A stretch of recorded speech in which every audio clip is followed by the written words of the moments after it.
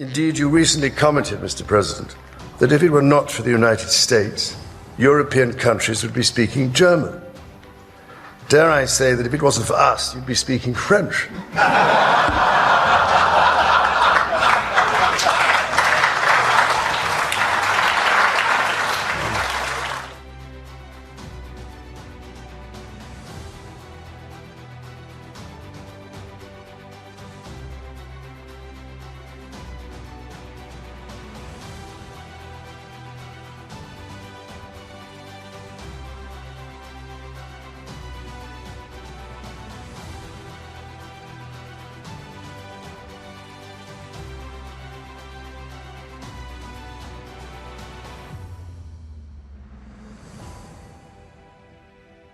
Nein, Herr Delfs, ganz und gar nicht. Das persönliche Verhältnis zwischen dem amerikanischen Präsidenten und mir ist jedenfalls aus meiner Sicht unverändert gut. Ich habe nur von Anfang an Zweifel gehabt an dem, was mit dem Iran-Krieg dort begonnen wurde. Und deswegen habe ich das auch zum Ausdruck gebracht. Wir leiden erheblich in Deutschland und in Europa unter den Folgen etwa der Schließung der Straße von Hormuz. Das hat unmittelbare Auswirkungen auf unsere Energieversorgung. Das hat massive Auswirkungen auf unsere wirtschaftliche Leistungsfähigkeit. Und insofern dränge ich darauf, dass dieser Konflikt beigelegt wird. Und wir sind nach wie vor in guten Gesprächen miteinander. Der Bundesaußenminister ist gerade heute Morgen aus New York zurückgekehrt und hat dort von vielfältigsten Gesprächen berichtet, auch mit der amerikanischen Regierung. Also wir sind nach wie vor, um es englisch-amerikanisch zu sagen, in good speaking terms.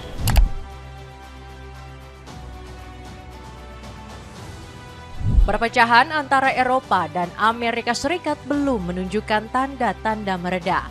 Jika kamu sudah menonton cuplikan video tadi, Raja Charles III menyindir negara Amerika Serikat akan berbahasa Prancis jika tanpa peran dari Inggris. Ucapan dengan nada bercanda ini bisa dikatakan berani, mengingat Raja Charles III menyampaikannya di hadapan pejabat Gedung Putih, termasuk Donald Trump. Masalah ini semakin diperparah dengan emosi memuncak dari sang presiden. Komentar ejekan yang dilontarkan oleh Friedrich Merz ternyata berbuntut masalah yang panjang. Trump memutuskan untuk tidak membantu Jerman dan menarik sebagian pasukan Amerika Serikat di tanah Seribu Kastil.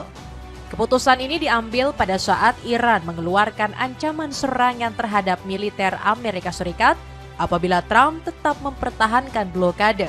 Apakah penarikan sebagian pasukan Amerika dari Jerman menjadi tanda bahwa peperangan akan segera kembali pecah?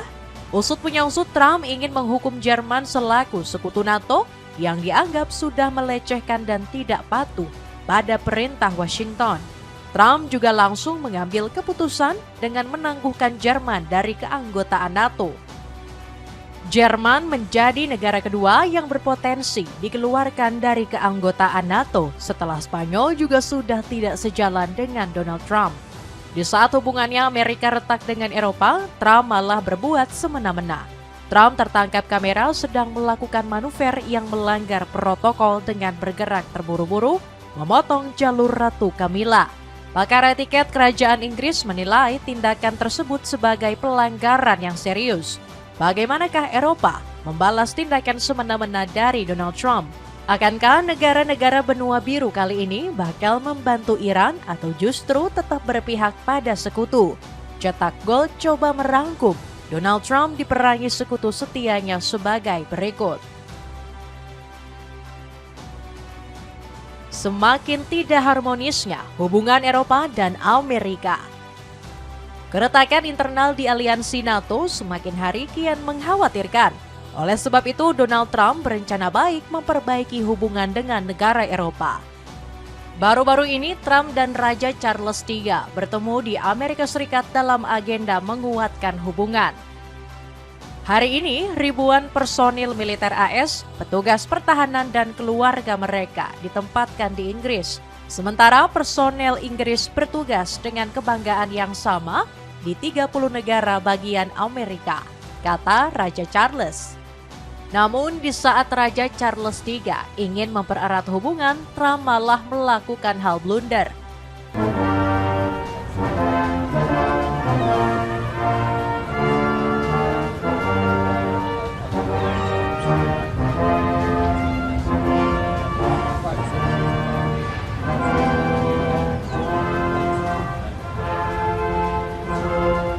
Dalam video yang beredar, Presiden berambut pirang ini malah menunjukkan egonya. Trump terlihat memotong jalur Ratu Camilla dan mencoba untuk berjabat tangan terlebih dahulu. Dalam protokol kerajaan Inggris, tindakan sang presiden dianggap telah melanggar. Aturan kerajaan tidak memperbolehkan tokoh negara membelakangi anggota keluarga kerajaan, terutama saat prosesi kenegaraan sedang berlangsung. Namun respon Trump saat dirinya salah sungguh di luar nalar. Sang presiden malah mengklaim dirinya sebagai sepupu Raja Charles III. Raja Charles III pun tidak menanggapinya dan justru menyindir Trump. Dia menyampaikan bahwa Amerika Serikat akan berbahasa Prancis jika tanpa peran dari negara Inggris. Friends can feel equally at home with a glance at a map. Indeed, you recently commented, Mr. President, that if it were not for the United States, European countries would be speaking German. Dare I say that if it wasn't for us, you'd be speaking French.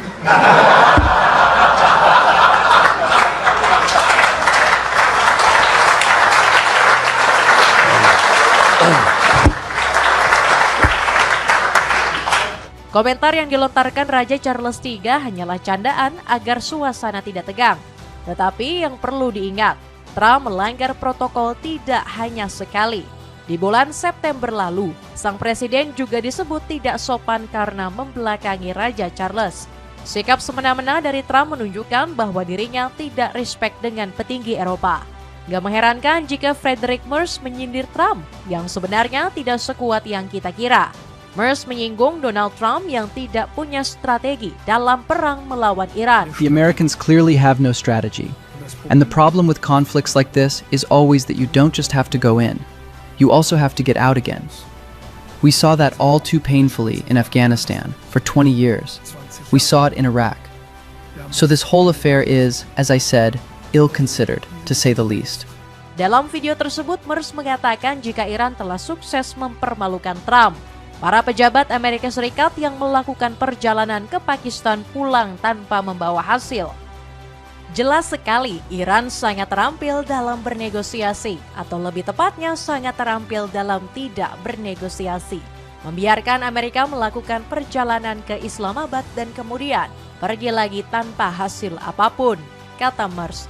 Merz juga seolah mengejek bangsa Amerika nggak lebih menjijikan dari seekor tikus. Sebab bangsa yang selama ini dikenal kuat telah dipermalukan habis-habisan oleh Garda Revolusi Islam Iran. Seluruh bangsa dipermalukan oleh kepemimpinan Iran, terutama oleh apa yang disebut Garda Revolusioner ini. Dan karena itu saya berharap ini berakhir secepat mungkin, tambah Merz. Komentar Merz semakin menggarisbawahi bahwa perpecahan Washington dengan sekutu NATO Eropa telah memburuk. Trump beberapa kali meminta bantuan tetapi tidak dikabulkan. Mendengar ejekan yang dilontarkan Merz tidak serta-merta membuat Trump sadar. Presiden berambut pirang ini malah menyebut pemimpin Jerman telah dicuci otaknya. Trump menyebut seharusnya dirinya layak dijuluki sebagai pahlawan dunia. Sebab niat pria kelahiran New York ini adalah untuk mencegah rezim Republik Islam Iran semakin brutal. Saya sedang melakukan sesuatu dengan Iran saat ini yang seharusnya dilakukan oleh negara atau presiden sejak lama. Tidak heran Jerman begitu buruk baik secara ekonomi maupun lainnya, kata Trump. Merz pun buka suara setelah komentarnya yang dianggap menyinggung Trump. Dia menyebut bahwa hubungannya dengan Presiden Amerika Serikat ini masih baik-baik saja. Untuk lebih jelasnya, mari kita dengarkan sejenak pernyataan dari Friedrich Merz. Nein, Herr Delfs, ganz und gar nicht. Das persönliche Verhältnis zwischen dem amerikanischen Präsidenten und mir ist jedenfalls aus meiner Sicht unverändert gut. Ich habe nur von Anfang an Zweifel gehabt an dem, was mit dem Iran-Krieg dort begonnen wurde. Und deswegen habe ich das auch zum Ausdruck gebracht. Wir leiden erheblich in Deutschland und in Europa unter den Folgen etwa der Schließung der Straße von Hormuz. Das hat unmittelbare Auswirkungen auf unsere Energieversorgung. Das hat massive Auswirkungen auf unsere wirtschaftliche Leistungsfähigkeit. Und insofern dränge ich darauf, dass dieser Konflikt beigelegt wird. Und wir Wir sind nach wie vor in guten Gesprächen miteinander. Der Bundesaußenminister ist gerade heute Morgen aus New York zurückgekehrt und hat dort von vielfältigsten Gesprächen berichtet, auch mit der amerikanischen Regierung. Also wir sind nach wie vor, um es englisch-amerikanisch zu sagen, in good speaking terms. Dalam pernyataannya, Merz ada menyinggung Eropa dari awal sudah meragukan Amerika dalam perang melawan Iran. Namun Trump nampaknya sudah terbakar dengan api kemarahan. Presiden Amerika Serikat ke-47 ini mempertimbangkan langkah lain. Trump berencana bakal menghukum Jerman dengan menangguhkannya sebagai keanggotaan NATO. Sikap Trump ini layaknya seperti bocah yang ngambek jika diejek. Kalau nggak menantang berkelahi, pasti membalas ejekan tersebut dengan kata-kata nyelekit. Meski hubungan Jerman dan Amerika sedikit merenggang, Trump nggak ingin memutus total hubungannya dengan Eropa. Sang presiden baru saja bertemu dengan Raja Charles III.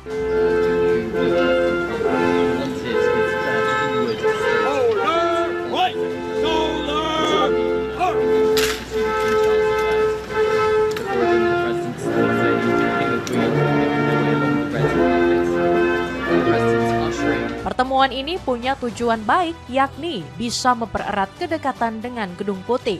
Hal itu bahkan disampaikan langsung dari mulut Raja Charles III. Eropa siaga perang siapkan strategi melawan Trump. Bukannya perdamaian, aksi Trump yang melanggar protokol kerajaan Inggris malah bikin suasana kedua negara semakin suram. Menurut survei terbaru, hubungan kedua negara kian mengkhawatirkan. Pecahnya hubungan kedua negara semakin mencolok oleh perbedaan visi misi.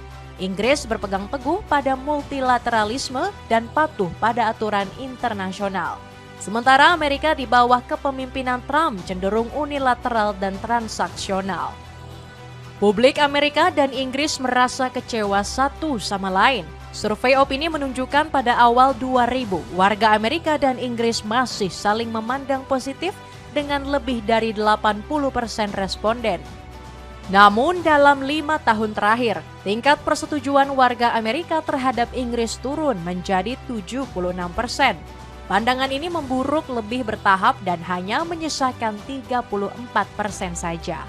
Retaknya hubungan ini juga bisa kita saksikan saat Spanyol melayangkan berbagai kecaman ke Trump. Pedro Sanchez paling getol membela negara yang saat ini sedang ditindas.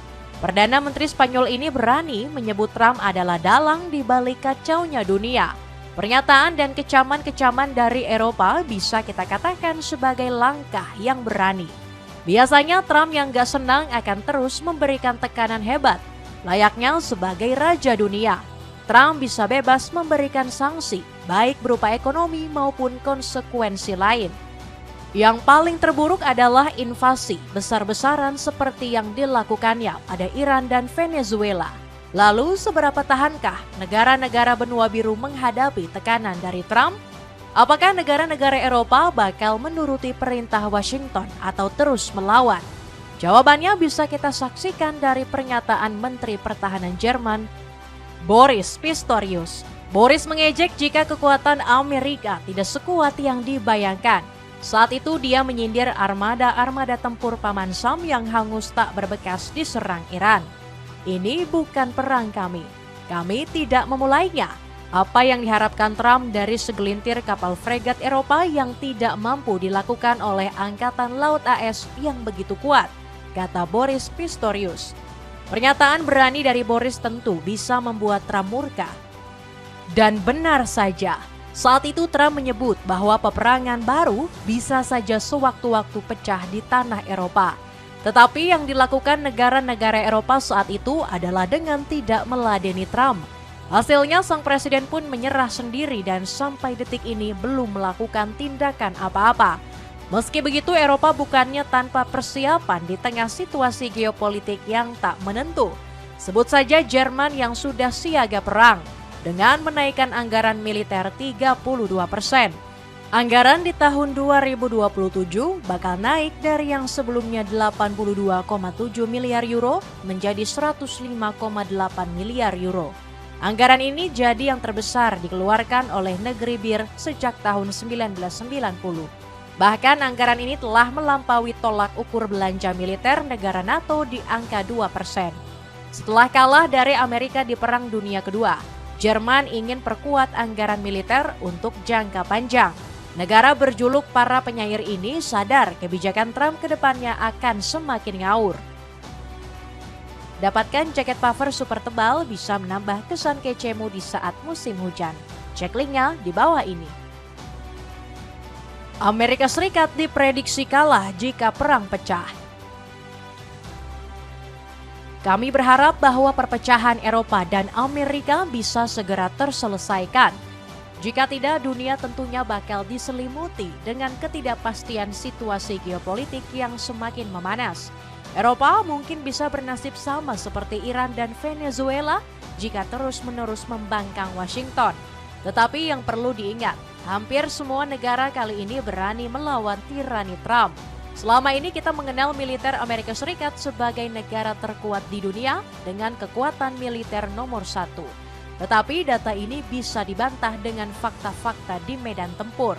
Bukti-bukti kuat bahwa militer Amerika tidak sekuat yang dibayangkan bisa kita lihat dalam perang melawan Iran. Media-media lokal Paman Sam satu persatu mulai mengungkap kebohongan Amerika. Salah satunya NBC News yang mengumpulkan foto-foto kehancuran pangkalan militer Paman Sam.